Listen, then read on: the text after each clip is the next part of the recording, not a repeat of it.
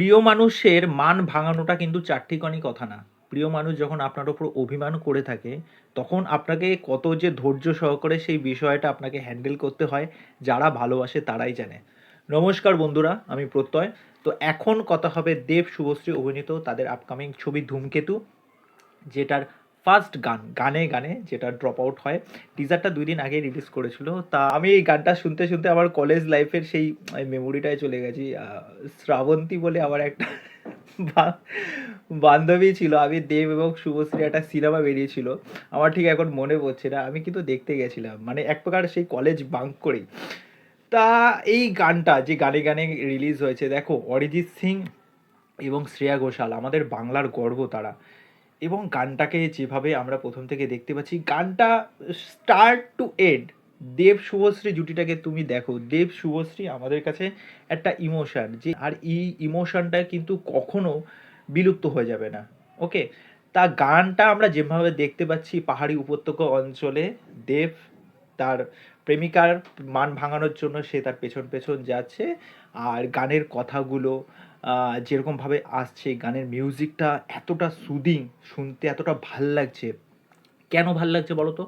এই যে যেহেতু পাহাড়ি উপত্যকায় বা পরিবেশে গানটা শ্যুট করা হয়েছে, শুভশ্রীকে দেখো একটা কালারফুল ড্রেস পরে, একটা সাইকেল নিয়ে, সামনে কতগুলো ফুল টুল নিয়ে সে যাচ্ছে। দেবকে কতটা ইয়ং এবং চার্ম লাগছে, মানে ওই যে বলে না, সেই সময়টাই যেন ফিরে নিয়ে গেছে আমাদের। এবং তাদের দুজনের পেয়ারটা তো সবসময় দেখতে ভাল লাগে, একটা আইকনিক জুটি।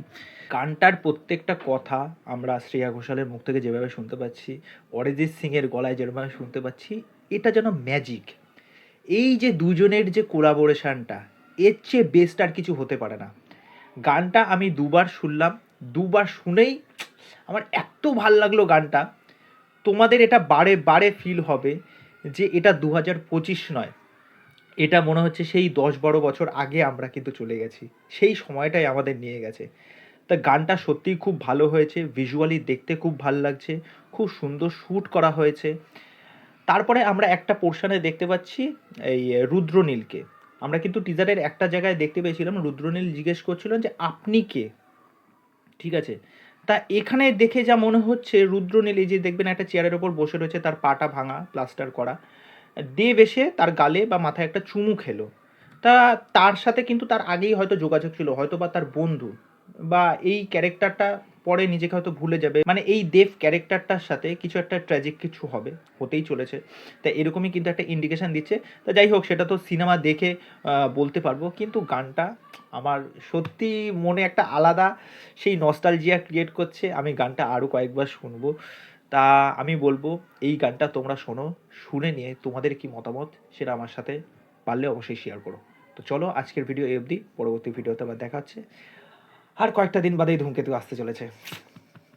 বাই।